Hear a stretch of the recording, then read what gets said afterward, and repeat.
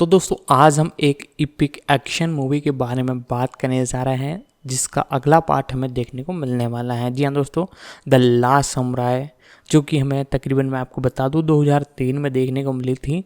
इसी का दूसरा पार्ट हमें आपको देखने को मिल सकता है। उसी पर बात करेंगे आज की इस वीडियो में। सारी कुछ इन्फॉर्मेशन इस वीडियो में हम कवर करेंगे। इसके pre production, releasing, casting, fact, detail update, साथ ही साथ पिछले पार्ट के कलेक्शन के बारे में भी सारी कुछ इन्फॉर्मेशन मैं इसी वीडियो के माध्यम से आपको बताने वाला हूं। तो आप हमारे इस चैनल पर नए हो तो चैनल को सब्सक्राइब कर ले, बेल आइकन दबाकर इसे ऑल पर सेट कर ले, ताकि हमारी जितनी भी अपकमिंग वीडियो है वो आप तक पहुंचते रहें। ज़्यादा से ज़्यादा हो सके तो वीडियो को शेयर कर दे। आगे मैं इसकी और इन्फॉर्मेशन आपको बताता हूँ। नमस्कार दोस्तों, इस वीडियो में हम आने वाली फिल्म द लास्ट समुराई 2 के बारे में बात करने जा रहे हैं। तो दोस्तों आइए शुरू करते हैं। एक अमेरिकी महाकाव्य शैली की पीरियड एक्शन ड्रामा फिल्म है जिसका निर्देशन और निर्माण एडवर्ड ज़्विक ने किया है। उन्होंने जॉन लोगन और मार्शल हर्स्कोविट्ज़ के साथ मिलकर लोगन की ही कहानी पर आधारित पटकथा भी लिखी है। फिल्म में टॉम क्रूज मुख्य भूमिका में हैं, जिन्होंने फिल्म का निर्माण भी किया है। उनके साथ टिमोथी स्पॉल, केन वातानाबे, बिली कनॉली, टोनी गोल्डविन, हिरोयुकी सनादा और कोयुकी काटो सहायक भूमिकाओं में हैं। फिल्म की कहानी 1877 के सैत्सुमा विद्रोह से प्रेरित है, जिसका नेतृत्व साइगो ताकामोरी ने किया था और विदेशी शक्तियों द्वारा जापान के पश्चिमीकरण को दर्शाती है। क्रूज ने नेथन एल्गरेन का किरदार निभाया है, जो 17 कैवलरी रेजिमेंट के एक अमेरिकी कप्तान हैं, जिनके व्यक्तिगत और भावनात्मक संघर्ष उन्हें 19वीं सदी के जापान में मेइजी पुनर्स्थापना के बाद समुराई योद्धाओं के संपर्क में लाते हैं। एल्गरेन का चरित्र यूजीन कोलाचे और जूल्स ब्रुनेट पर आधारित है, जो दोनों फ्रांसीसी इंपीरियल गार्ड अधिकारी थे जिन्होंने पहले के बोशिन युद्ध में एनोमोटो ताकेकी के साथ लड़ाई लड़ी थी। द लास्ट समुराई ने बॉक्स ऑफिस पर कुल $456 मिलियन की कमाई की और 2003 की छठी सबसे अधिक कमाई करने वाली फिल्म बन गई। इसे मिली-जुली से सकारात्मक समीक्षाएं मिली, जिसमें अभिनय, दृश्य, छायांकन और हैंस जिमर के संगीत की प्रशंसा की गई, लेकिन कुछ चित्रणों की आलोचना भी हुई।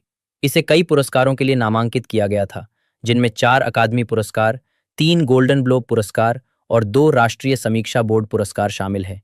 कथानक 1876 में अमेरिकी सेना के पूर्व कप्तान नेथन एल्गरेन, जो अमेरिकी मूल निवासी युद्धों के दौरान अपने कार्यों से आघातग्रस्त एक शराबी थे, से उनके पूर्व कमांडिंग ऑफिसर कर्नल बैगली ने संपर्क किया। बैगली ने उनसे नवगठित इंपीरियल जापानी सेना को प्रशिक्षित करने के लिए कहा। यह सेना एक जापानी व्यवसायी मात्सु ओमुरा के लिए बनाई जा रही थी, जो इस सेना का उपयोग जापान के नए सम्राट के खिलाफ समुराई विद्रोह को दबाने के लिए करना चाहता था। बैगली के प्रति अपनी घृणा के बावजूद एल्गरेन ने पैसे के लालच में यह काम स्वीकार कर लिया। उनके पुराने मित्र सार्जेंट जेबुलॉन गैंट उनके साथ गए। वहां पहुंचने पर एल्गरेन की मुलाकात साइमन ग्राहम से हुई, जो समुराई के बारे में जानकार एक ब्रिटिश अनुवादक थे। एल्गरेन अनुशासनहीन शाही सैनिकों को प्रशिक्षित करने के लिए संघर्ष कर रहा है। ओमुरा और बैगले विद्रोहियों द्वारा ओमुरा की एक रेल पटरी पर हमले की खबर लेकर आते हैं। अपनी इच्छा के विरुद्ध एल्गरेन को जवाबी हमले का नेतृत्व करने के लिए मजबूर होना पड़ता है। उसकी आशंकाएं सच साबित होती हैं जब सैनिक दहशत में भाग जाते हैं और समुराई उन्हें आसानी से हरा देते हैं, जबकि गांठ मारा जाता है। एल्गरेन घायल हो जाता है और समुराई नेता मोरित्सुगु कात्सुमोतो द्वारा बख्श दिए जाने पर उसे बंदी बना लिया जाता है। शाही जनरल हासेगावा, जो एक पूर्व समुराई है और कभी कात्सुमोतो के साथ सेवा कर चुका है, को सेप्पुकु करने की अनुमति दी जाती है। एल्गरेन को कात्सुमोतो के गांव ले जाया जाता है और कात्सुमोतो के अनुरोध पर उसकी बहन ताका उसे अपने घर में रखती है और उसकी देखभाल करती है। बाद में एल्गरेन को पता चलता है कि ताका उस समुराई की विधवा है जिसे उसने बंदी बनाए जाने से पहले मार डाला था। शुरुआत में उसके साथ बुरा बर्ताव किया जाता है, लेकिन अंततः वो समुराई का सम्मान प्राप्त कर लेता है। ताका की मदद से एल्गरेन शराब की लत और अपराध बोध से उबरता है, जापानी संस्कृति सीखता है और केंजुत्सु की कला में प्रशिक्षित होता है। वो समुराई के प्रति सहानुभूति विकसित करता है, जो आधुनिकीकरण से अपनी राजनीतिक शक्ति के क्षरण से दुखी हैं। एल्गरेन और ताका के बीच एक अनकहा स्नेह विकसित होता है। एक रात निंजा गांव में घुसपैठ करते हैं और कात्सुमोतो पर हमला करते हैं। एल्गरेन कात्सुमोतो की जान बचाता है और फिर गांव की रक्षा में मदद करता है, जिससे उसे लगता है कि ओमुरा इसके लिए जिम्मेदार है। कात्सुमोतो टोक्यो में सम्राट मेइजी से मिलने का अनुरोध करता है। वो एल्ग्रेन को रिहा करने के इरादे से अपने साथ लाता है। टोक्यो पहुंचने पर एल्ग्रेन देखता है कि शाही सेना अब पूरी तरह से प्रशिक्षित और सुसज्जित है। कात्सुमोतो को यह जानकर निराशा होती है कि युवा और अनुभवहीन सम्राट ओमुरा की कठपुतली है। एक सरकारी बैठक में ओमुरा सार्वजनिक रूप से तलवार रखने के आरोप में कात्सुमोतो की गिरफ्तारी का आदेश देता है और उसे या तो सेप्पुकु या मुकदमे की अपमानजनक सजा का विकल्प देता है। बेहद निराश होकर एल्ग्रेन ने सेना में अपने पद से इस्तीफा दे दिया। ओमुरा द्वारा उसे जान से मारने के लिए भेजे गए शाही एजेंटों को हराने के बाद एल्ग्रेन ने ग्राहम और कात्सुमोतो के आदमियों को अपने नेता को छुड़ाने के लिए नियुक्त किया। बचाव अभियान के दौरान कात्सुमोतो के घायल बेटे नोबुतादा ने दूसरों को भागने का मौका देने के लिए खुद को बलिदान कर दिया। जैसे ही शाही सेना विद्रोह को कुचलने के लिए आगे बढ़ती है, शोकग्रस्त कात्सुमोतो सेप्पुकु के बारे में सोचने लगता है, लेकिन एल्ग्रेन उसे लड़ने के लिए मना लेता है और समुराई के साथ युद्ध में शामिल होने का वादा करता है। ताका एल्ग्रेन को अपने दिवंगत पति का समुराई कवच पहनाती है और कात्सुमोतो उसे एक नई गढ़ी हुई समुराई तलवार भेंट करता है, जिस पर एक शिलालेख खुदा हुआ है, जिसमें एल्ग्रेन को वह योद्धा बताया गया है जिसमें पुराने रीति रिवाज नए से जुड़ गए हैं। युद्ध के मैदान में एल्ग्रेन और कात्सुमोतो ओमुरा और बैगली से बातचीत के लिए मिलते हैं। कात्सुमोतो आत्मसमर्पण करने से इनकार कर देता है। समुराई शाही सेना के अति आत्मविश्वास का फायदा उठाकर उन्हें जार में फंसा लेते हैं। इसके परिणाम स्वरूप हुए युद्ध में दोनों पक्षों को भारी नुकसान होता है। अपनी घटती संख्या और आसन्न शाही सेना के आगमन को देखते हुए कात्सुमोतो घुड़सवार सेना को आत्मघाती आक्रमण का आदेश देता है। बैगली एल्ग्रेन द्वारा मारा जाता है, लेकिन समुराई गैटलिंग तोपों से तुरंत ढेर हो जाते हैं। इस नरसंहार से गहरे दुखी और पश्चाताप से भरे शाही कप्तान, जिसे पहले एल्ग्रेन ने प्रशिक्षित किया था, रोते हुए युद्ध विराम का आदेश देते हैं। गंभीर रूप से घायल कात्सुमोतो एल्ग्रेन की मदद से सेप्पुकु आत्महत्या कर लेता है, जबकि सैनिक सम्मान में घुटने टेक देते हैं। बाद में जब व्यापारिक वार्ता समाप्त हो रही थी, घायल एल्ग्रेन ने कार्यवाही में हस्तक्षेप किया।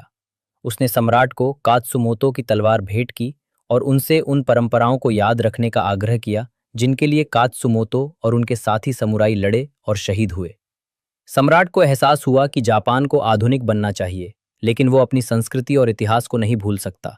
उन्होंने व्यापारिक प्रस्ताव को अस्वीकार कर दिया और जब ओमुरा ने विरोध किया तो सम्राट ने उसकी संपत्ति जब्त करने की धमकी देकर उसे चुप करा दिया।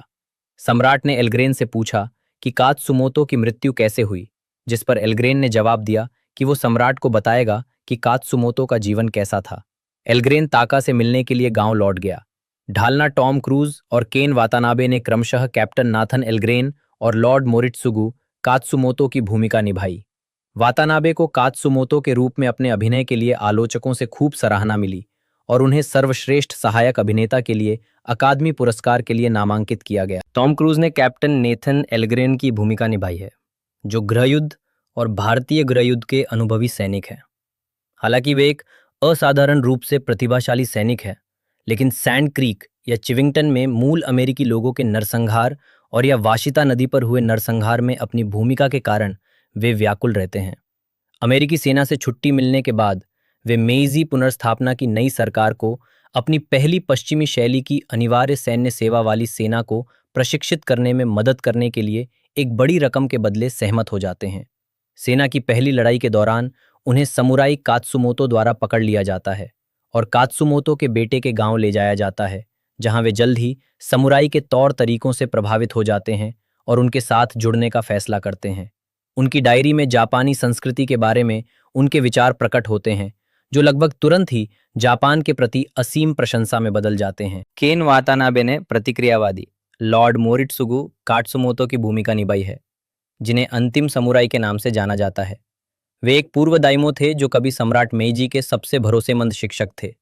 सम्राट पर ओमुरा और अन्य पश्चिमी सुधारकों के प्रभाव से उनकी असंतुष्टि ने उन्हें अपने साथी समुराई को एक विद्रोह में संगठित करने के लिए प्रेरित किया, जिससे उन्हें उम्मीद थी कि सरकार जापानी समाज में समुराई के स्थान और शक्ति को नष्ट न करने के लिए राजी हो जाएगी। कात्सुमोतो का किरदार वास्तविक जीवन के समुराई साइगो ताकामोरी पर आधारित है, जिन्होंने सत्सुमा विद्रोह का नेतृत्व किया था। हालांकि ताकामोरी ने जापान के आधुनिकीकरण का समर्थन किया और आग्नेयास्त्रों का इस्तेमाल किया, जो कात्सुमोतो की कहीं अधिक प्रतिक्रियावादी विचारधारा से बिल्कुल अलग था। कोयुकी ने ताका कात्सुमोतो का किरदार निभाया है, जो नेथन एल्ग्रेन द्वारा मारे गए एक समुराई की विधवा और मोरित्सुगु की छोटी बहन है। उसके और एल्ग्रेन के बीच प्रेम संबंध विकसित होते हैं और वह उसे विद्रोह की अंतिम लड़ाई में पहनने के लिए अपने पति का कवच देती है। तिमोथी स्पॉल ने साइमन ग्राहम का किरदार निभाया है, जो एक ब्रिटिश फोटोग्राफर और विद्वान है और जिन्हें कैप्टन एल्ग्रेन और उनके गैर अंग्रेजी भाषी सैनिकों के लिए दुभाषिया के रूप में नियुक्त किया गया है। शुरुआत में उन्हें एक मित्रवत, फिर भी मिशन उन्मुख और व्यावहारिक साथी के रूप में दिखाया गया है, लेकिन बाद में वे समुराई आंदोलन के प्रति सहानुभूति रखने लगते हैं और एल्ग्रेन को शाही सैनिकों से कात्सुमोतो को बचाने में मदद करते हैं। ग्राहम का किरदार वास्तविक जीवन के ब्रिटिश जापान विज्ञानी अर्नेस्ट मेसन सैटो पर आधारित है, जिन्होंने सत्सुमा विद्रोह के दौरान साइगो ताकामोरी से दोस्ती की थी। शिन कोयामादा ने नोबुतादा कात्सुमोतो का किरदार निभाया है, जो कात्सुमोतो का इकलौता बेटा और उस गांव का मुखिया है जहां एल्ग्रेन को भेजा जाता है। नोबुतादा एल्ग्रेन से तब दोस्ती करता है जब कात्सुमोतो उसे एल्ग्रेन को जापानी संस्कृति और जापानी भाषा सिखाने का काम सौंपता है। उसकी मृत्यु तब होती है जब वह स्वेच्छा से शाही सेना का ध्यान भटकाता है ताकि उसके पिता उनकी हिरासत से भाग सकें। टोनी गोल्डविन ने कर्नल बैगली की भूमिका निभाई है, जो 7वीं कैवलरी रेजिमेंट में नेथन एल्ग्रेन के पूर्व कमांडिंग ऑफिसर थे। निर्दयी और अनैतिक बैगली एल्ग्रेन को शाही सेना के लिए प्रशिक्षक के रूप में काम करने के लिए मना लेते हैं, जबकि एल्ग्रेन वाशिता नदी नरसंहार में उनकी भूमिका के कारण उनसे नफरत करते थे। एल्ग्रेन के विपरीत बैगली अहंकारी और समुराई को तुच्छ समझने वाले थे। एक बार तो उन्होंने उन्हें धनुष और बाण वाले बड़बड़ कहकर संबोधित किया था। अंतिम युद्ध में जब बैगली ने कात्सुमोतो पर तीर चलाने की कोशिश की तो एल्ग्रेन ने तलवार से उनकी छाती में वार कर उन्हें मार डाला। मासातो हराडा ने मात्सुए उमुरा का किरदार निभाया है, जो एक उद्योगपति और सुधारवादी राजनीतिज्ञ हैं। वे जापान की रेलगाड़ियों के स्वामित्व के माध्यम से धन कमाते हुए पश्चिमीकरण और आधुनिकीकरण को तेजी से आयात करते हैं। एक व्यापारी परिवार से आने वाले, जो शोगुन शासन के दौरान दमित सामाजिक वर्ग था, ओमुरा खुले तौर पर समुराई के प्रति अपनी घृणा व्यक्त करते हैं और सम्राट मेजी की युवावस्था का लाभ उठाकर उनके प्रमुख सलाहकार बन जाते हैं। वे उन्हें कात्सुमोतो और उनके विद्रोहियों को खत्म करने के एकमात्र उद्देश्य से पश्चिमी शैली की सेना बनाने के लिए राजी करते हैं, जबकि उनकी शिकायतों को नजरअंदाज करते हैं। उनका रूप रंग मेजी पुनर्स्थापना के दौरान एक प्रमुख सुधारक ओकुबो तोशिमिची की छवि को दर्शाता है। हराडा ने बताया कि वार्नर ब्रदर्स स्टूडियो में साउंड स्टेज 19, जहां हेम्फ्री बोगार्ट ने कभी अभिनय किया था, पर सम्राट मेजी के सम्मेलन कक्ष के निर्माण को देखने के बाद उन्हें फिल्म में शामिल होने में गहरी दिलचस्पी हुई। ओमुरा को एक बुद्धिमान व्यवसायी के रूप में दिखाया गया है, जो जापान में सामाजिक गतिशीलता और अधिक राजनीतिक समानता का समर्थक है। हालांकि सैन्य मामलों में उन्हें अपेक्षाकृत अनुभवहीन दिखाया गया है। शिचिनोसुके नाकामुरा ने सम्राट मेइजी की भूमिका निभाई है। जापानी समाज में मेइजी सुधारों को लागू करने का श्रेय सम्राट को जाता है। सम्राट जापान को आधुनिक बनाने और एक सशक्त राष्ट्र बनाने के लिए पश्चिमी विचारों और प्रथाओं को अपनाने के लिए उत्सुक हैं। हालांकि अपने अनुभवहीनता के कारण वे ओमुरा जैसे लोगों की सलाह पर बहुत अधिक निर्भर रहते हैं, जिनके अपने स्वार्थ हैं। उनकी शक्ल सूरत 1870 के दशक के सम्राट मेइजी से कहीं अधिक मिलती जुलती है, जबकि फिल्म की कहानी 1860 के दशक की है, जब सम्राट के रूप में उनका अधिकार अभी पूरी तरह से स्थापित नहीं हुआ था। हिरोयुकी सनादा ने उजियो का किरदार निभाया है, जो एक कुशल तलवारबाज और कात्सुमोतो के सबसे भरोसेमंद अनुयायियों में से एक है। शुरुआत में कैद के दौरान एल्ग्रेन के प्रति सबसे अधिक तिरस्कार दिखाने के बावजूद वो एल्ग्रेन को तलवारबाजी की कला सिखाता है और उसे बराबरी का सम्मान देने लगता है। अंतिम युद्ध में मरने वाले आखिरी समुराई में से एक कात्सुमोतो के हमले के दौरान गोली लगने से उसकी मृत्यु हो जाती है। सेइजो फुकुमोतो ने साइलेंट समुराई की भूमिका निभाई है, जो एक बुजुर्ग समुराई है जिसे गांव में रहने के दौरान एल्ग्रेन पर नजर रखने का काम सौंपा गया है और वो समुराई को बॉब कहकर पुकारता है। अंतिम युद्ध में बॉब एल्ग्रेन की जान बचाता है और पहली और एकमात्र बार बोलता है, एल्ग्रेन सान। बिली कॉनली ने सार्जेंट जेबुलोन गैंट की भूमिका निभाई है, जो एक आयरिश अमेरिकी गृह युद्ध के अनुभवी सैनिक है और एल्ग्रेन के साथ सेवा कर चुके हैं और उनके प्रति वफादार है। वे एल्ग्रेन को जापान आने के लिए मनाते हैं और उनके साथ मिलकर शाही सेना को प्रशिक्षित करते हैं। पहले युद्ध के दौरान भाले से घायल होने के बाद हिरोतारो द्वारा उनकी हत्या कर दी जाती है। शुन सुगाता ने नाकाओ की भूमिका निभाई है, जो एक लंबा चौड़ा समुराई है और नागिनाटा तलवार चलाता है तथा जूडो में निपुण है। वह कात्सुमोतो को बचाने में एल्ग्रेन की सहायता करता है और अंतिम युद्ध में अन्य समुराई के साथ शहीद हो जाता है। तोगो इगावा ने जनरल हासेगावा की भूमिका निभाई है, जो शाही जापानी सेना में सेवारत एक पूर्व समुराई हैं। पहले युद्ध के बाद उन्होंने सेप्पुकु कर ली। उत्पादन: फिल्म में निर्माता की भागीदारी मूल रूप से 1992 में विकसित हुई थी, जब इंटरस्कोप कम्युनिकेशंस, जो रडार पिक्चर्स की पूर्ववर्ती कंपनी थी, ने फिल्म का निर्माण किया था, जिसे मूल रूप से माइकल एलन एडी ने लिखा था। एडी ने 2004 में फिल्म के निर्माताओं पर मुकदमा दायर किया, जिसमें दावा किया गया कि WGA और वार्नर ब्रदर्स ने उन्हें श्रेय देने से इनकार कर दिया। फिल्म की शूटिंग न्यूजीलैंड में मुख्य रूप से तारानाकी क्षेत्र में हुई, जिसमें ज्यादातर जापानी कलाकार और एक अमेरिकी प्रोडक्शन टीम शामिल थे।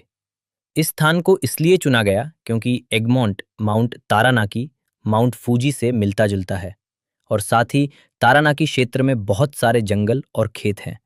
अमेरिकी लोकेशन मैनेजर चार्ली हैरिंगटन ने एक यात्रा पुस्तक में इस पर्वत को देखा और निर्माताओं को तारानाकी में लोकेशन देखने के लिए भेजने के लिए प्रोत्साहित किया। जापान के शहरी इलाकों के विपरीत ये पर्वत कई दृश्यों के लिए पृष्ठभूमि के रूप में काम आया। कई ग्रामीण दृश्यों की शूटिंग बुरबैंक, कैलिफोर्निया में वार्नर ब्रदर्स स्टूडियो के बैकलॉट पर की गई थी। कुछ दृश्यों की शूटिंग क्योटो और हिमेजी, जापान में भी हुई थी। कुल मिलाकर 13 शूटिंग लोकेशन थीं। टॉम क्रूज ने फिल्म के लिए अपने स्टंट खुद किए। ये फिल्म जॉन लोगन की मूल पटकथा द लास्ट समुराई पर आधारित है। इस परियोजना की प्रेरणा लेखक और निर्देशक विंसेंट वॉर्ड से मिली। वॉर्ड फिल्म के कार्यकारी निर्माता बने और लगभग 4 वर्षों तक इसके विकास कार्य में लगे रहे। उन्होंने फ्रांसिस फोर्ड कोपोला और पीटर वेयर सहित कई निर्देशकों से संपर्क किया। अंततः एडवर्ड ज़्विक में उनकी रुचि जागी। ज़्विक के साथ फिल्म निर्माण आगे बढ़ा और इसकी शूटिंग वॉर्ड के गृह देश न्यूजीलैंड में हुई। छायाकार जॉन टोल ने गैरी कैपो को परियोजना में द्वितीय इकाई निर्देशक और छायाकार के रूप में काम करने के लिए आमंत्रित किया। कैपो ने विशेष रूप से जापानी सेना और समुराई के बीच चरमोत्कर्ष युद्ध अनुक्रम के फिल्मांकन का बहुत पर्यवेक्षण किया। ये फिल्म यूजीन कोलाचे और जूल्स ब्रूनेट की कहानियों पर आधारित थी, जो दोनों फ्रांसीसी इंपीरियल गार्ड अधिकारी थे और जिन्होंने पहले के बोशिन युद्ध में एनोमोटो ताकेकी के साथ लड़ाई लड़ी थी, और फिलिप केर्नी, जो संयुक्त राज्य सेना, यूनियन आर्मी और फ्रांसीसी इंपीरियल गार्ड के सैनिक थे, जो अमेरिकी गृहयुद्ध में अपने नेतृत्व के लिए जाने जाते थे और जिन्होंने ओरेगन में रोग रिवर युद्धों में तुतुतनी जनजाति के खिलाफ लड़ाई लड़ी थी। The Last samurai original motion picture score. Film का संगीत हंस जिमर जारी किया 25 नवंबर 2003। शैली साउंड ट्रैक। लंबाई 59:41। Label Warner. सूर्यास्त निर्माता हंस जिमर। हंस जिमर। कालक्रम माचिस की तीलियों से बने आदमी 2003। The Last samurai original motion picture score 2003। King Arthur 2003। The Last samurai original motion picture score 25 नवंबर 2003 को वार्नर सनसेट रिकॉर्ड्स द्वारा जारी किया गया था। साउंड ट्रैक पर सभी संगीत हंस जिमर द्वारा रचित, व्यवस्थित और निर्मित किया गया था। हॉलीवुड स्टूडियो सिम्फनी द्वारा प्रस्तुत किया गया था और ब्लेक नीली द्वारा संचालित किया गया था। ये US top sound track chart पर 24वें नंबर पर पहुंचा। मुक्त करना द लास्ट समुराई का विश्व प्रीमियर 20 नवंबर 2003 को टोक्यो में हुआ था। ये फिल्म वार्नर ब्रदर्स पिक्चर्स द्वारा 5 दिसंबर 2003 को दुनिया भर के सिनेमाघरों में रिलीज की गई थी। स्वागत महत्वपूर्ण प्रतिक्रिया। जापान में समीक्षकों की प्रतिक्रिया आमतौर पर सकारात्मक थी।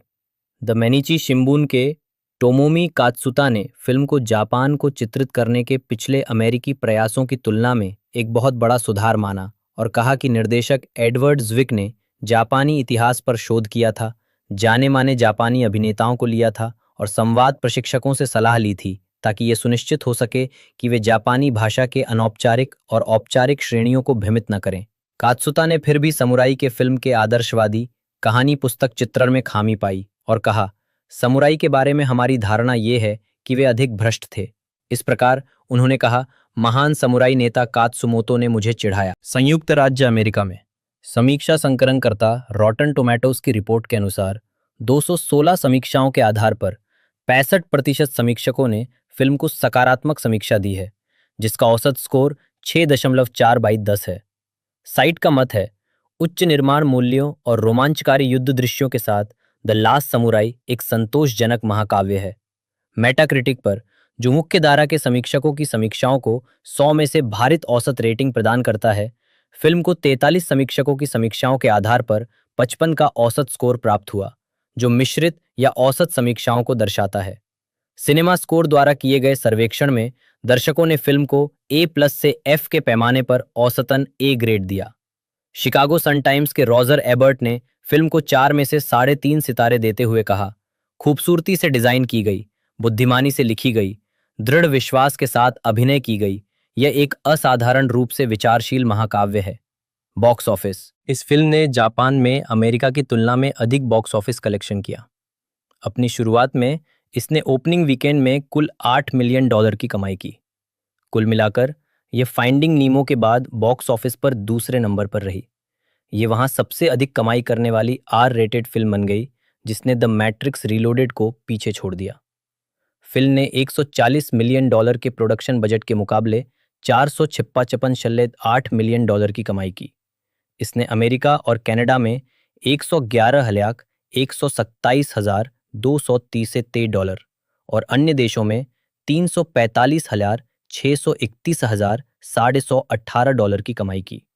ये जापान में सबसे सफल बॉक्स ऑफिस हिट फिल्मों में से एक थी, जहां इसने 13.7 बिलियन येन $132 मिलियन की कमाई की। पुरस्कार। पुरस्कार समारोह की तिथि वर्ग प्राप्तकर्ताओं परिणाम संदर्भ अकादमी पुरस्कार 29 फरवरी 2004। सर्वश्रेष्ठ सहायक अभिनेता केन वातानाबे मनोनीत। सर्वश्रेष्ठ उत्पादन डिजाइन लिली किलवर्ट और ग्रेट चेन राव मनोनीत। सर्वश्रेष्ठ पोशाक डिजाइन नंगीला डिक्सन मनोनीत। सर्वश्रेष्ठ ध्वनि एंडी नेल्सन, एन्ना बेल्मर और जेफ वेक्सलर मनोनीत। एडीजी उत्पादन डिजाइन उत्कृष्टता पुरस्कार 14 फरवरी 2004। एक ऐतिहासिक फिल्म के लिए प्रोडक्शन डिजाइन में उत्कृष्टता lily किलवर्ट, Christopher Burian Mohr, Jess Gonchor, Kim Sinclair, Tristan Paris Bourne, Martha Johnston, Elizabeth Flaherty, Harry E Otto और जॉन बर्गर। मनोनीत अफ्रीकी अमेरिकी फिल्म समीक्षक संघ पुरस्कार 22 दिसंबर 2003। सर्वोत्तम 10 अंतिम समुराई 5वां स्थान। सभी डेफ मूवी पुरस्कार 27 फरवरी 2017। फिल्म में सबसे बेमेल श्वेत व्यक्ति टॉम क्रूज जीत गया। अमेरिकन फिल्म इंस्टीट्यूट पुरस्कार 5 दिसंबर 2003। AFI की साल की सर्वश्रेष्ठ फिल्में अंतिम समुराई जीत गया। अमेरिकन सोसाइटी ऑफ सिनेमेटोग्राफर्स पुरस्कार 8 फरवरी 2004। थिएटर में रिलीज हुई फिल्मों में सिनेमेटोग्राफी में उत्कृष्ट उपलब्धि जॉन टोल। मनोनीत ASCAP फिल्म और टेलीविजन संगीत पुरस्कार 21 अप्रैल 2004। टॉप बॉक्स ऑफिस फिल्में हंस जिमर जीता ब्लू रिबन पुरस्कार फरवरी 2004। विशेष पुरस्कार केन वातानाबे जीत गया। सिनेमा ऑडियो सोसाइटी पुरस्कार 21 फरवरी 2004। चलचित्रों के लिए ध्वनि मिश्रण में उत्कृष्ट उपलब्धि एंडी नेल्सन, अन्ना बेल्मर और जेफ वेक्सलर मनोनीत।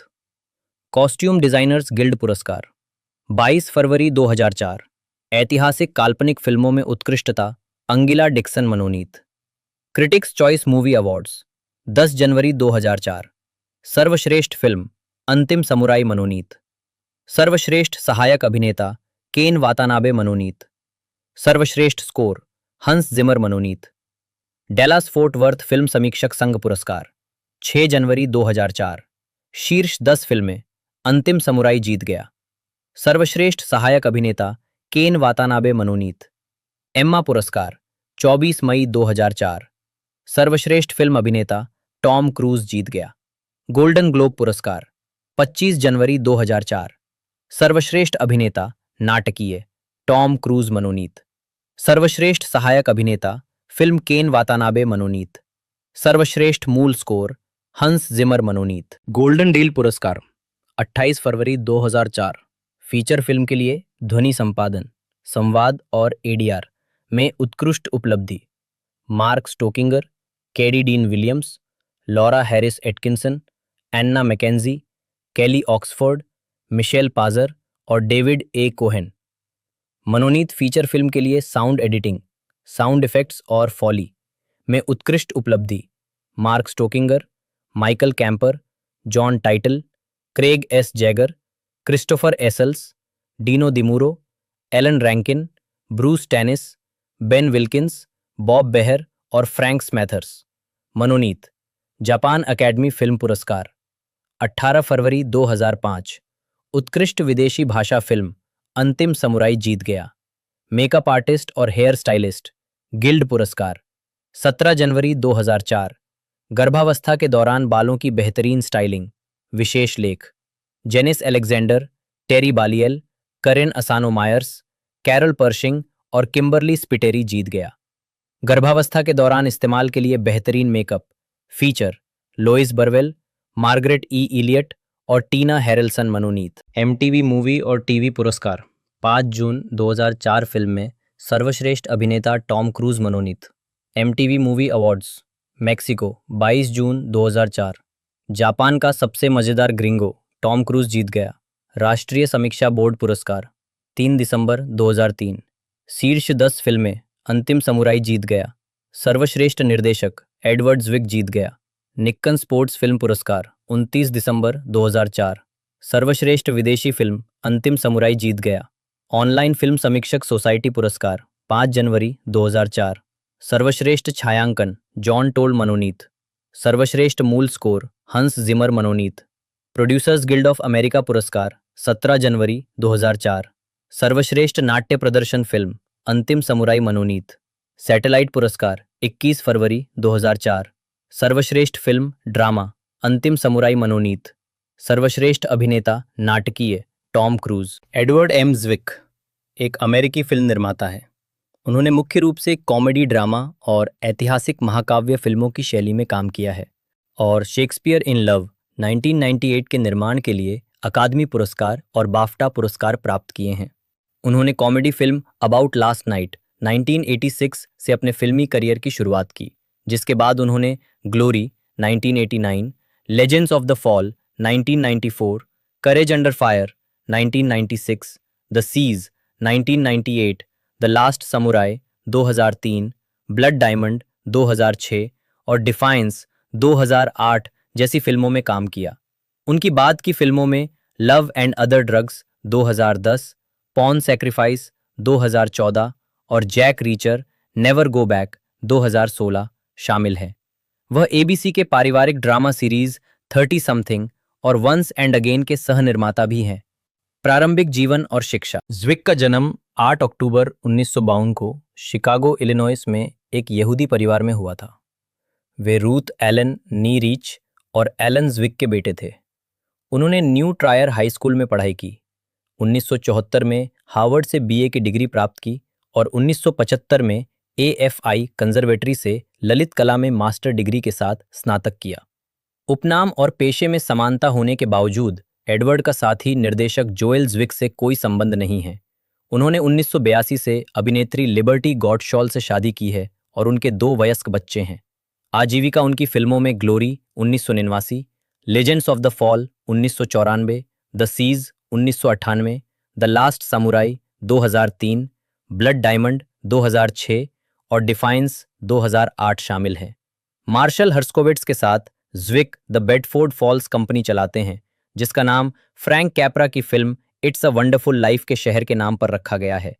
इस फिल्म निर्माण कंपनी ने ट्रैफिक और शेक्सपियर इन लव जैसी फिल्में और 30 something, relativity, once and again और माई सो कॉल्ड लाइफ जैसे टीवी शो का निर्माण किया है। ज़्विग के कार्यों को कई पुरस्कार मिल चुके हैं, जिनमें निर्माता के रूप में सर्वश्रेष्ठ फिल्म का अकादमी पुरस्कार और बाफ्टा पुरस्कार, साथ ही उत्कृष्ट ड्रामा सीरीज, सीमित सीरीज में उत्कृष्ट लेखन और उत्कृष्ट ड्रामा स्पेशल के लिए प्राइम टाइम एमी पुरस्कार शामिल है।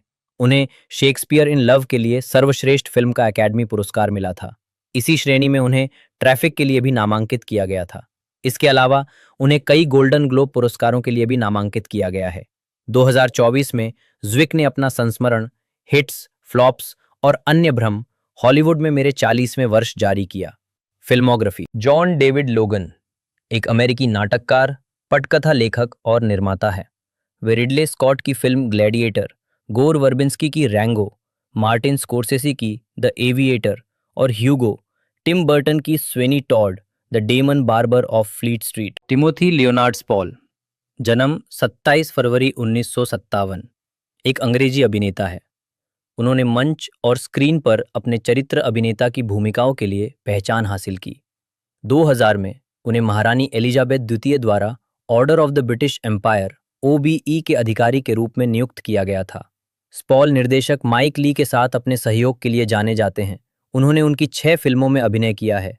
Home sweet home 1982, life is sweet 1990, secrets and lies 1996, टॉपसी टर्वी 1999, all और नथिंग 2002 और मिस्टर टर्नर 2014। उन्हें सीक्रेट्स एंड लाइज और टॉपसी टर्वी में अपनी भूमिकाओं के लिए बाफ्टा पुरस्कार के लिए नामांकित किया गया था और 2014 में उन्हें मिस्टर टर्नर में JMW टर्नर के चित्रण के लिए कान फिल्म महोत्सव का सर्वश्रेष्ठ अभिनेता पुरस्कार मिला। स्पॉल ने Hamlet, Still Crazy, Nicholas Nickleby, the Last Samurai, Enchanted, Sweeney Todd, the Demon Barber of Fleet Street, the Damned United, the King's Speech, Ginger and Rosa, Daniel, the Party और Spencer जैसी फिल्मों में अभिनय किया है। उन्होंने chicken run में निक चूहे को आवाज़ दी और प्रिजनर ऑफ अजकबान से लेकर डेथली हेलोज पार्ट 1 तक 5 हैरी पॉटर फिल्मों में पीटर पेटिग्रेव वर्मटेल की भूमिका निभाई। 2025 में वह केट विंसलेट द्वारा निर्देशित गुड बाय जून में दिखाई दिए। टेलीविजन पे स्पॉल ने ITV comedy drama series Auf Wiedersehen, Pet 1983-2004 में बैरी स्पेंसर टेलर और BBC cold war drama Summer of Rockets 2019 में लॉर्ड आर्थर वॉलिंगटन की भूमिका निभाई। उन्हें द सिक्स्थ कमांडमेंट में पीटर फार्क्वार के रूप में अपने प्रदर्शन के लिए 2024 का अंतर्राष्ट्रीय एमी पुरस्कार और बाफ्टा टीवी पुरस्कार सर्वश्रेष्ठ अभिनेता के रूप में मिला। वह वर्तमान में BBC murder mystery series death valley में मुख्य भूमिका निभा रहे हैं। 2010 से 2012 तक BBC ने 3 वृत्तचित्र श्रृंखलाओं का प्रसारण किया, जिनमें से एक थी टिमोथी स्पॉल 8C, जो स्पॉल की अपनी नाव में ब्रिटेन के चारों ओर की यात्रा के बारे में थी। प्रारंभिक जीवन स्पॉल 4 बेटों में से तीसरे का जन्म 27 फरवरी 1957 को बैटरसी, लंदन में हुआ था। उनकी मां सिल्विया R. नी लियोनार्ड एक हेयर ड्रेसर थी और उनके पिता जोसेफ L. स्पॉल एक डाक कर्मचारी थे। स्पॉल ने बैटरसी काउंटी कॉम्प्रिहेंसिव स्कूल में पढ़ाई की। उस समय वह कला विद्यालय जाने या सेना में भर्ती होने की योजना बना रहे थे। स्पॉल की महत्वाकांक्षाएं 16 वर्ष की आयु में अभिनय की ओर मुड़ गईं, जब उन्होंने स्कूल के एक नाटक में द विजार्ड ऑफ ऑज में शेर की भूमिका निभाई। मैं मंच पर हास्य अभिनय कर रहा था और लोग हंस रहे थे। मैं इसे बार बार करना चाहता था। उन्होंने नेशनल यूथ थिएटर में प्रशिक्षण लिया और राडा में 1978 में स्नातक की उपाधि प्राप्त की। अपने वर्ष के सबसे होनहार अभिनेता के रूप में बैंक्रॉफ्ट गोल्ड मेडल से सम्मानित होने के बाद आजीविका स्पॉल ने शुरुआत में बर्मिंघम रेप के लिए प्रस्तुतियों में अभिनय करके रंगमंच में अपनी पहचान बनाई, जिसमें आर्नोल्ड वेस्कर के नाटक द मर्चेंट का UK प्रीमियर भी शामिल था और बाद में रॉयल शेक्सपियर कंपनी के लिए the Merry Wives of Windsor, 3 Sisters, Nicholas Nickleby और the Knight of the Burning Pestle जैसी प्रस्तुतियों में भी काम किया। नेशनल थिएटर में स्पॉल ने जॉर्ज बर्नार्ड शॉ के नाटक सेंट जोन में डॉफिन की भूमिका निभाई। क्वाड्रोफेनिया फिल्म से अपने अभिनय की शुरुआत करने और टीवी पर व्यापक पहचान बनाने के बाद, जैसा कि वेन कहते हैं, उन्होंने ऑफ विडरसेन, पेट के चारों सीजन में बेवकूफ मूली बैरी टेलर, आउटसाइड एज में केविन और माइक ली की लाइफ इज स्वीट में भयानक शेफ ऑब्रे की भूमिका निभाई। इसके बाद Spall Crusoe, Secrets and Lies, Shooting the Past, Topsy Turvy, Vanilla Sky, Rockstar, All और Nothing, the Last Samurai, Lemony Snicket's, a Series of Unfortunate Events और द किंग्स स्पीच जैसी फिल्मों में काम किया। उन्होंने हैरी पॉटर फिल्म श्रृंखला में पीटर पेटिग्रेव वर्मटेल की भूमिका निभाई। 1991 में उन्होंने रेड ड्वार्फ के 5वें एपिसोड बैक टू रियलिटी में अतिथि भूमिका निभाई। 1993 में स्पॉल स्कॉटिश कॉमेडी श्रृंखला रैप सी नेस्बिट में अतिथि कलाकार के रूप में दिखाई दिए। उन्होंने 1997 में रेडियो 3 पर ऑर्टन द्वारा रचित लूट के प्रसारण में इंस्पेक्टर ट्रस्कॉट की भूमिका निभाई, जिसे 2017 में दोहराया गया। उन्हें 2000 के नववर्ष सम्मान में order of the British Empire OBE का अधिकारी नियुक्त किया गया था। स्पॉल ने केन रसेल की फिल्म गॉथिक 1986 के गीत the devil is an Englishman में मुख्य गायक की भूमिका निभाई, जिसमें स्पॉल ने जॉन विलियम पॉलीडोरी का किरदार निभाया था। स्पॉल ने 2005 की फिल्म पियर पॉइंट में एल्बर्ट पियर पॉइंट की मुख्य भूमिका निभाई, जिसे संयुक्त राज्य अमेरिका में द लास्ट हैंगमैन के नाम से रिलीज किया गया था। 2006 के video game grand theft auto vice city stories में स्पॉल ने फिल कॉलिंस के मैनेजर बैरी मिकलथ्वेट को आवाज दी।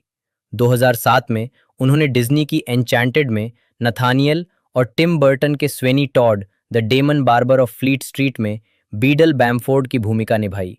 उन्होंने ITV1 पर प्रसारित एक विशेष television drama the Fattest Man in Britain में जॉर्जी गॉडविन की भूमिका भी निभाई, जो 20 दिसंबर 2009 को प्रसारित हुआ था।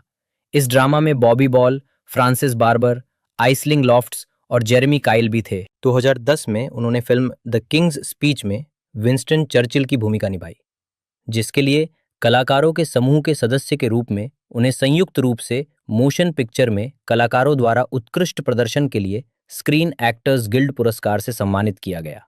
स्पॉल ने 2012 ग्रीष्मकालीन ओलंपिक समापन समारोह में इस भूमिका को दोहराया। 2012 में स्पॉल ने मैथ्यू लुइस और वेनेसा किर्बी के साथ वेस्टलैंड, ब्रिटेन में द राइज के नाम से जाना जाता है, फिल्म की शूटिंग की। न्यूपोर्ट बीच, कैलिफोर्निया में न्यूपोर्ट बीच फिल्म फेस्टिवल ने अप्रैल 2013 में वेस्टलैंड का प्रदर्शन किया। 2012 में ही स्पॉल ने तीखे अंदाज वाली film comes a bright day में चार्ली मॉर्गन की भूमिका निभाई। 2013 और 2014 में स्पॉल ने BBC टेलीविजन श्रृंखला ब्लैंडिंग्स में अभिनय किया, जो PG वुडहाउस की ब्लैंडिंग्स कैसल कहानियों से रूपांतरित एक कॉमेडी श्रृंखला थी, जिसे गाय एंड्रयूज ने बनाया था। इसका पहला प्रसारण 13 जनवरी 2013 को हुआ था। 2014 में उन्होंने माइक ली द्वारा निर्देशित JMW टर्नर की जीवनी पर आधारित फिल्म मिस्टर टर्नर के लिए 2014 कान फिल्म महोत्सव में सर्वश्रेष्ठ अभिनेता का पुरस्कार जीता। स्पॉल ने बताया है कि यह भूमिका उनकी व्यक्तिगत पसंदीदा है, क्योंकि इसने उन्हें चित्रकला अपनाने के लिए प्रेरित किया। 2016 में स्पॉल ने मिक जैक्सन द्वारा निर्देशित फिल्म डिनायल में हॉलोकॉस्ट के इनकारकर्ता डेविड इरविंग की भूमिका निभाई। 29 मार्च से 14 मई 2016 तक स्पॉल ने हेरोल्ड पिंटर के नाटक द केयरटेकर में डेविस की मुख्य भूमिका निभाई, जिसका निर्देशन मैथ्यू वार्चस ने लंदन के ओल्ड विक थिएटर में जॉर्ज मैके और डैनियल मेस के साथ किया था। 2018 में उन्होंने ITV मिनी सीरीज हैटन गार्डन में लुटेरों में से एक टेरी पर्किंस की भूमिका निभाई थी। स्पॉल ने प्रशंसित ड्रामा फिल्म स्पेंसर 2021 में मेजर एलिस्टर ग्रेगरी की भूमिका निभाई। उन्होंने प्रिंसेस डायना का किरदार निभाने वाली क्रिस्टन स्टीवर्ट के साथ कई मनोवैज्ञानिक रूप से संवेदनशील दृश्यों में काम किया। स्पॉल को 2024 में सर्वश्रेष्ठ अभिनेता के लिए बाफ्टा टीवी पुरस्कार मिला। BBC की सच्ची घटना पर आधारित drama series the Sixth Commandment में पीटर फार्क्वार के रूप में उनके प्रदर्शन के लिए, जो 2023 में प्रसारित हुई थी। इसके अलावा 2024 में स्पॉल ने हिलेरी मैंटल के उपन्यास Wolf Hall the mirror and the light के BBC नाट्य रूपांतरण में ड्यूक ऑफ नॉरफॉक की भूमिका निभाई और पहली श्रृंखला में दिवंगत बर्नार्ड हिल द्वारा निभाई गई भूमिका को संभाला। यूरोप में द्वितीय विश्व युद्ध की समाप्ति की 80वीं वर्षगांठ के उपलक्ष्य में मई 2025 में स्पॉल ने लंदन में उस भाषण का सार्वजनिक पाठ किया जो विंस्टन चर्चिल ने जर्मनी के आत्मसमर्पण के समय दिया था। 2025 में स्पॉल ने हैमलेट के आधुनिक रूपांतरण में पोलोनियस की भूमिका निभाई, जिसकी पटकथा माइकल लेस्ली ने लिखी थी और जिसका निर्देशन अनिल कारिया ने किया था। निजी जीवन। स्पॉल ने 2006 में न्यूयॉर्क शहर में एन्चेंटेड फिल्म की शूटिंग की थी। स्पॉल और उनकी पत्नी शेन के 3 बच्चे हैं, जिनमें राफे भी शामिल है, जो एक अभिनेता है। वो फॉरेस्ट हिल, दक्षिण पूर्व लंदन में रहते हैं। अपने करियर के अधिकांश समय तक मोटे रहने के बाद स्पॉल ने 2015 की फिल्म द एनफील्ड हंटिंग में अपनी भूमिका के लिए वजन कम करने का संकल्प लिया और अपने प्रयासों के माध्यम से उल्लेखनीय मात्रा में वजन घटाया। 1996 में स्पॉल को एक्यूट माइलॉइड ल्यूकेमिया का निदान हुआ था, लेकिन तब से वे रोग मुक्त हैं। उन्होंने अपनी बीमारी के बारे में कहा है, मुझे नहीं पता था कि मुझे क्या बीमार कर रहा था, लेकिन तनाव का इससे कुछ संबंध था और अब मुख्य बात यह है कि तनाव को पहले ही दूर कर दिया जाए। इसने मुझे चीज़ों के प्रति जागरूक बनाया और मुझे अधिक चयनात्मक बना दिया। मैं रोजगार को लेकर कम चिंतित हूँ। मैं अपना होमवर्क अच्छे से करता हूँ, इसलिए मुझे सेट पर तनाव नहीं होता क्योंकि मुझे पता नहीं होता कि मैं क्या कर रहा हूँ। वो एक डच बजरा के मालिक है, जिसमें उन्होंने और उनकी पत्नी ने ब्रिटिश द्वीपों के चारों ओर यात्रा की। उनकी यात्रा पर BBC 4 टीवी श्रृंखला टिमोथी स्पॉल एट सी बनी। केन वातानाबे 21 अक्टूबर 1969 एक जापानी अभिनेता है।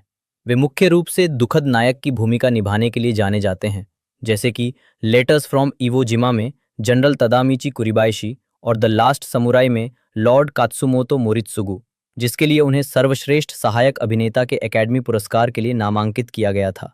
अन्य पुरस्कारों के अलावा वातानाबे ने 2 बार सर्वश्रेष्ठ अभिनेता के लिए जापादमी फिल्म पुरस्कार जीता है, 2007 में मेमोरीज ऑफ टुमारो और 2010 में द अनब्रोकन के लिए। वे क्रिस्टोफर नोलन की फिल्मों बैटमैन बिगिंस और इंसेप्शन, साथ ही मेमोर्स ऑफ अ गीशा और पोकेमॉन डिटेक्टिव पिकाचू में अपनी भूमिकाओं के लिए भी जाने जाते हैं। 2014 में उन्होंने गॉडजिला के रीबूट में डॉक्टर इशिरो सेरिज़वा की भूमिका निभाई, जिसे उन्होंने इसके sequel Godzilla king of the monsters में भी दोहराया। उन्होंने ट्रांसफॉर्मर्स फ्रेंचाइजीज की चौथी और पांचवी किस्त ट्रांसफॉर्मर्स एज ऑफ एक्सटिंक्शन और ट्रांसफॉर्मर्स द लास्ट नाइट में डिसेप्टिकॉन से ऑटोबॉट बने ड्रिफ्ट को अपनी आवाज़ दी। 2022 में उन्होंने HBO मैक्स की crime drama series Tokyo vice में अभिनय किया। उन्होंने अप्रैल 2015 में लिंकन सेंटर थिएटर के पुनरुद्धार प्रस्तुति द किंग एंड आई में मुख्य भूमिका में ब्रॉडवे पर पदार्पण किया। 2015 में वातानाबे को 69वें टोनी अवार्ड्स में द किंग की भूमिका के लिए सर्वश्रेष्ठ संगीत अभिनेता के रूप में अपने पहले टोनी अवार्ड नामांकन प्राप्त हुए। वह इस श्रेणी में नामांकित होने वाले पहले जापानी अभिनेता हैं। वातानाबे ने जून 2018 में लंदन पैलेडियम में अपनी भूमिका को दोहराया, जिसके लिए उन्हें लॉरेंस ओलिवियर अवार्ड नामांकन मिला। प्रारंभिक जीवन। वातानाबे का जन्म 21 अक्टूबर 1959 को जापान के निगाता प्रांत के पहाड़ी गांव कोइडे में हुआ था। उनकी मां एक स्कूल शिक्षिका थी और उनके पिता सुलेख सिखाते थे। अपने माता पिता के काम के सिलसिले में कई बार स्थानांतरण होने के कारण उन्होंने अपना बचपन इरिहिरोसे और सुमोन गांवों में बिताया, जो अब उओनुमा शहर का हिस्सा है, और ताकाडा में, जो अब जोएत्सु शहर का हिस्सा है। उन्होंने निगाता प्रांतीय कोइडे हाई स्कूल में शिक्षा प्राप्त की, जहां वे कॉन्सर्ट बैंड क्लब के सदस्य थे और तुरही बजाते थे, जिसे वे बचपन से बजाते आ रहे थे। हाई स्कूल से स्नातक होने के बाद 1978 में उन्होंने टोक्यो के एक संगीत विद्यालय मुसाशिनो एकेडेमिया म्यूसिका में प्रवेश लेने का लक्ष्य रखा। हालांकि उन्हें कभी भी औपचारिक संगीत शिक्षा नहीं मिली थी, और जब वे जूनियर हाई स्कूल में थे तब उनके पिता गंभीर रूप से बीमार हो गए और काम करने में असमर्थ हो गए, जिसका अर्थ था कि उनका परिवार अब उनके संगीत पाठों का खर्च वहन नहीं कर सकता था। इन समस्याओं के कारण वातानाबे को संगीत विद्यालय में प्रवेश करने का अपना इरादा छोड़ना पड़ा। उन्होंने इस निर्णय के बारे में कहा, मुझे अपनी संगीत संबंधी आकांक्षाओं को छोड़ना पड़ा। मुझे एहसास हुआ कि मुझमें एक संगीतकार के रूप में कोई प्रतिभा नहीं है, लेकिन मैं फिर भी रचनात्मक होने का एक तरीका खोजना चाहता था, इसलिए मैंने अभिनय करने का फैसला किया। आजीविका, जापानी भूमिकाएं। 1978 में हाई स्कूल से स्नातक होने के बाद वातानाबे ने अपने अभिनय करियर की शुरुआत करने के लिए टोक्यो में एंगे की शुदान एन थिएटर मंडली द्वारा संचालित नाटक स्कूल में दाखिला लिया। मंडली के साथ रहते हुए उन्हें प्रशंसित युकियो निनागावा द्वारा निर्देशित नाटक शिमोदानी मान्नेनचो मोनोगतारी में नायक की भूमिका मिली। इस भूमिका ने आलोचकों और दर्शकों दोनों का ध्यान आकर्षित किया। 1982 में उन्होंने मिचिनारू हानरान में अपना पहला टीवी अपीयरेंस दिया और मीबू नो कोयुता में एक समुराई के रूप में अपना पहला टीवी अपीयरेंस दिया। उन्होंने 1984 में मैकार्थर्स चिल्ड्रन के साथ फीचर फिल्म में डेब्यू किया। वातानाबे जापान में मुख्य रूप से समुराई की भूमिका निभाने के लिए जाने जाते हैं, जैसे कि 1987 में आए NHK के 50 एपिसोड के ताइगा ड्रामा डोकुगानरयू मासामुने में। उन्होंने टेलीविजन सीरियल जिदागेकी गोकेनिन जानकुरो में मुख्य किरदार मात्सुदेरा कुरो निभाया, जो कई सीजन तक चला। इसके बाद उन्होंने ओडा नोबुनागा, चूशिंगुरा जैसे ऐतिहासिक नाटकों और फिल्म बाकुमात्सु जुंजो डेन में भी अपनी भूमिकाओं से खूब प्रशंसा बटोरी। 1989 में हारुकी काडोकावा की फिल्म हेवन एंड अर्थ की शूटिंग के दौरान वातानाबे को एक्यूट माइलोजेनस ल्यूकेमिया का पता चला।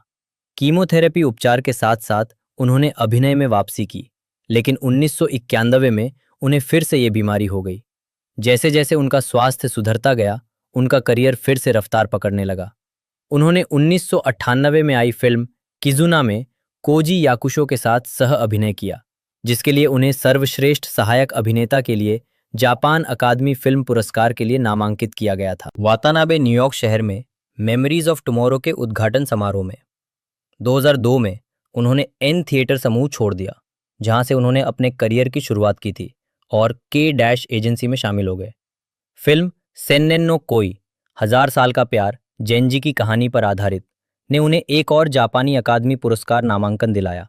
2006 में उन्होंने film Memories of Tomorrow, Ashita no Kioku में अल्जाइमर रोग से पीड़ित एक मरीज की भूमिका के लिए 30वें जापान अकादमी फिल्म पुरस्कार में सर्वश्रेष्ठ मुख्य अभिनेता का पुरस्कार जीता। अंतर्राष्ट्रीय फिल्में वातानाबे को पश्चिमी दर्शकों से 2003 की अमेरिकी फिल्म द लास्ट समुराई के माध्यम से परिचित कराया गया, जो 19वीं सदी के जापान पर आधारित है। लॉर्ड कत्सुमोतो के रूप में उनके प्रदर्शन ने उन्हें सर्वश्रेष्ठ सहायक अभिनेता के लिए अकादमी पुरस्कार नामांकन दिलाया। वातानाबे 2005 में आई film Memoirs of a Geisha में चेयरमैन इवामुरा के किरदार में नजर आए। उसी साल उन्होंने क्रिस्टोफर नोलन की बैटमैन फिल्म के रीबूट बैटमैन बिगिंस में रास अल गुल के हमशक्ल की भूमिका भी निभाई। 2006 में उन्होंने क्लिंट ईस्टवुड की फिल्म लेटर्स फ्रॉम इवो जिमा में तदामिची कुरीबायाशी का किरदार निभाया। उन्होंने बैटमैन बिगिंस वीडियो गेम में रास अल गुल को अपनी आवाज़ दी है। उन्होंने अमेरिकन एक्सप्रेस, याकुल्ट, कैनन और एनटीटी डोकोमो के लिए विज्ञापन भी किए हैं। 2004 में उन्हें पीपल मैगजीन के 50 सबसे खूबसूरत लोगों की सूची में शामिल किया गया था। 2009 में वो द वैम्पायर असिस्टेंट में दिखाई दिए। 2010 में उन्होंने इंसेप्शन में सह अभिनय किया, जहां उन्होंने साइतो की भूमिका निभाई, जो फिल्म की डकैती टीम के एक शिकार से परोपकारी बने व्यवसायी हैं। 2014 में उन्होंने 2 हॉलीवुड ब्लॉकबस्टर गॉडजिला और ट्रांसफॉर्मर्स एज ऑफ एक्सटिंक्शन में अभिनय किया। 2019 में उन्होंने 2 अन्य Hollywood blockbuster Pokémon Detective Pikachu और Godzilla king of the monsters में अभिनय किया। 2023 में उन्होंने निर्देशक गैरेथ एडवर्ड्स के साथ विज्ञान कथा एक्शन फिल्म द क्रिएटर में फिर से काम करने के लिए वापसी की। टेलीविजन वातानाबे टोक्यो वाइस नामक टेलीविजन श्रृंखला में दिखाई देते हैं, जो जेक एडल्स्टीन की गैर काल्पनिक पुस्तक पर आधारित है और जेटी रॉजर्स द्वारा टेलीविजन के लिए लिखी गई है। 10 भाग वाली यह श्रृंखला HBO मैक्स द्वारा निर्मित है और HBO मैक्स द्वारा वितरित की जाती है और जापान में वाओवा द्वारा वितरित की जाती है। टोक्यो वाइस में एंसेल एल्गॉट एडल्स्टीन की भूमिका निभाते हैं, जो एक अमेरिकी पत्रकार हैं और भ्रष्टाचार को उजागर करने के लिए टोक्यो वाइस पुलिस दस्ते में शामिल हो जाते हैं। केन वर्तमान में NHK वर्ल्ड जापान की comedy you are a genius में अभिनय कर रहे हैं। अप्रैल 2019 में ये घोषणा की गई कि Warner brothers international television production और टीवी असाही द फ्यूजिटिव 1993 का रीमेक बनाने के लिए साथ मिलकर काम कर रहे हैं। वातानाबे ने रीमेक में अभिनय किया, जिसकी कहानी 2020 टोक्यो ओलंपिक के उद्घाटन से ठीक पहले टोक्यो में घटित होती है। 2 भागों वाला यह विशेष कार्यक्रम, जिसका नाम तोबोशा है, स्टेशन की 60वीं वर्षगांठ के उत्सव के हिस्से के रूप में 5 और 6 दिसंबर 2020 को प्रसारित हुआ। स्ट्रीमिंग वातानाबे इवेंट एम्बेसडर और कजुनारी निनोमिया विशेष समर्थक को 5 मार्च 2026 से शुरू होने वाले 2026 विश्व बेसबॉल क्लासिक के नेटफ्लिक्स कवरेज के लिए चुना गया था। इस जोड़ी ने इवेंट पर कमेंट्री के अलावा 30 जनवरी को आधिकारिक नेटफ्लिक्स यूट्यूब पर एक वीडियो जारी किया और वे Diamond Truth the Truth About the World Baseball Classic नामक डॉक्यूमेंट्री में दिखाई देंगे, जिसे 4 भागों में रिलीज किया जाएगा, जिसके पहले 2 एपिसोड 19 फरवरी को और शेष 27 फरवरी को स्ट्रीम होंगे। निजी जीवन 1983 में वातानाबे ने अपनी पहली पत्नी यूमिको से शादी की। इस दंपत्ति के 2 बच्चे थे, एक बेटा दाई वातानाबे 1984 जो एक अभिनेता है और एक बेटी एनी वातानाबे 1986 जो एक अभिनेत्री और फैशन मॉडल हैं। सितंबर 2005 में 2 साल की मध्यस्थता के बाद उनका और यूमिको का तलाक हो गया। अगस्त 2008 में दाई ने अपने पहले बच्चे, एक बेटे को जन्म दिया, जिससे केन 48 वर्ष की आयु में दादा बन गए। मार्च 2010 में दाई की एक बेटी हुई। मई 2016 में वातानाबे की बेटी ने जुड़वां बच्चियों को जन्म दिया। नवंबर 2017 में उसने एक बेटे को जन्म दिया, जिससे वातानाबे के कुल 5 पोते पोतियां हो गए। उनकी मुलाकात अपनी दूसरी पत्नी काहो मिनामी से तब हुई जब वे दोनों टीवी टोक्यो के लिए एक सस्पेंस ड्रामा में अभिनय कर रहे थे। उन्होंने 3 दिसंबर 2005 को शादी की। उनकी एजेंसियों ने 7 दिसंबर को शादी की घोषणा की, ठीक उसी समय जब वे दोनों न्यूयॉर्क शहर में उनकी फिल्म सयूरी के प्रीमियर में एक साथ शामिल हुए थे। जुलाई 2010 में फिल्म इंसेप्शन के प्रीमियर पर वातानाबे ने औपचारिक रूप से मिनामी के पिछले विवाह से निर्देशक जिनसेई सूजी से हुए बेटे को गोद लिया और कुछ समय के लिए वे तीनों लॉस एंजलिस में रहे। परिवार के एक साथ बिताए जाने वाले समय को बढ़ाने के लिए केन के काम के लिए उन्हें बहुत यात्रा करनी पड़ती थी, इसलिए वे बाद में जापान लौट आए। शुरुआत में मिनामी और केन ने शादी समारोह आयोजित नहीं किया, लेकिन 2010 में उन्होंने घोषणा की कि उन्होंने 1 अगस्त को लॉस एंजलिस में एक समारोह आयोजित किया था। 17 मई 2018 को मिनामी की एजेंसी ने घोषणा की कि उसने और वातानाबे ने तलाक ले लिया है, क्योंकि उसने विवाहेतर संबंध होने की बात स्वीकार कर ली थी। जून 2023 में वातानाबे ने तीसरी बार शादी की, कथित तौर पर एक ऐसी महिला से जो उनसे 21 साल छोटी है, 9 साल से अधिक समय तक डेटिंग करने के बाद। परोपकार 13 मार्च 2011 को उन्होंने 2011 के तोहोकू भूकंप और सुनामी तथा उसके बाद फुकुशिमा परमाणु आपदा के बारे में जागरूकता बढ़ाने के लिए एक यूट्यूब पेज शुरू किया और जापान में हुई इस तिहरी त्रासदी के वीडियो जोड़ने के लिए मशहूर हस्तियों को आमंत्रित किया। अपने अंग्रेजी वीडियो में उन्होंने तिहरी आपदा के पीड़ितों की सहायता करने और राहत कार्यों के लिए धन जुटाने का आह्वान किया। फुकुशिमा संकट के साथ साथ उन्होंने इस उद्देश्य के लिए अपनी एक वेबसाइट भी बनाई है। स्वास्थ्य 1989 में वातानाबे को तीव्र माइलॉइड ल्यूकेमिया का पता चला। 1994 में कैंसर फिर से लौट आया, लेकिन बाद में वे ठीक हो गए। 2006 में वातानाबे ने अपनी आत्मकथा डेयर हु एम आई में खुलासा किया कि द लास्ट सैमुराई पर काम शुरू करने से पहले ये पता चला था कि ल्यूकेमिया के इलाज के दौरान उन्हें रक्त आधान के कारण हेपेटाइटिस सी हो गया था। 23 मई 2006 को आयोजित एक प्रेस कॉन्फ्रेंस में उन्होंने कहा कि उनकी हालत अच्छी है, लेकिन उनका इलाज अभी भी चल रहा है। 2016 में Broadway production the king and I में अभिनय से ब्रेक के दौरान वातानाबे को पेट के कैंसर का पता चला। इसके बाद उन्होंने 9 फरवरी 2016 को घोषणा की कि वे आवश्यक उपचार कराने के लिए निर्धारित प्रदर्शनों को स्थगित कर देंगे। शीघ्र निदान के कारण सर्जरी द्वारा कैंसर को सफलतापूर्वक हटा दिया गया। अभिनय श्रेय फिल्में वर्ष शीर्षक भूमिका नोट्स संदर्भ 1984 मैकार्थर के बच्चे तेत्सुओ नाकाई, 1985 केक्कोन अन्नाई रहस्य फुनायामा तेत्सुया मसाकाजू सेकिन, टेम्पोपो बंदूक 1986 समुद्र और विष टोडा 1998। आपका फिर से स्वागत है श्रीमान मैकडोनाल्ड।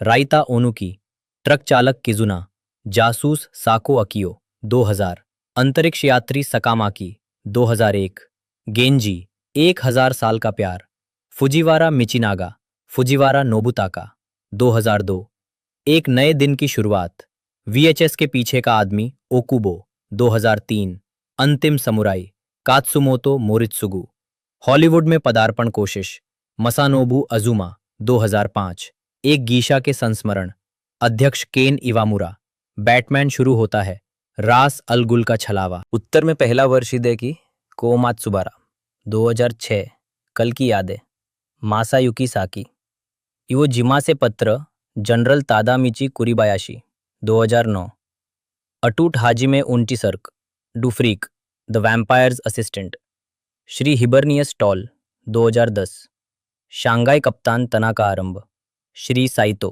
2012, हायाबुसा घर वापसी की लंबी यात्रा, professor Yamaguchi Junichiro 2013, Unforgiven Jubei Kamata 2014, Godzilla doctor Ishiro, Serizawa Transformers Age of Extinction, बहाव 2015, पेड़ों का सागर ताकुमी नाकामुरा 2016, क्रोध Yohei Maki 2017, Transformers the Last Knight, बहाव 2018, कुत्तों का द्वीप मुख्य सर्जन सर विलियम कॉनली, एक स्कॉटिश अभिनेता, संगीतकार, टेलीविजन प्रस्तुतकर्ता, कलाकार और सेवानिवृत्त स्टैंड अप कॉमेडियन हैं।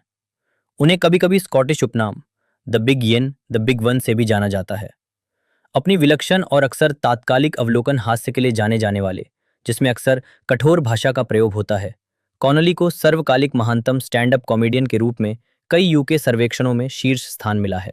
2017 में उन्हें मनोरंजन और दान के क्षेत्र में सेवाओं के लिए बकिंगम पैलेस में नाइट की उपाधि से सम्मानित किया गया।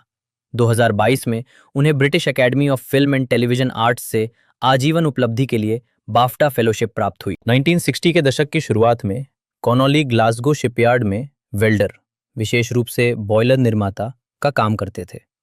लेकिन दशक के अंत में उन्होंने लोक गायक के रूप में करियर बनाने के लिए यह पेशा छोड़ दिया।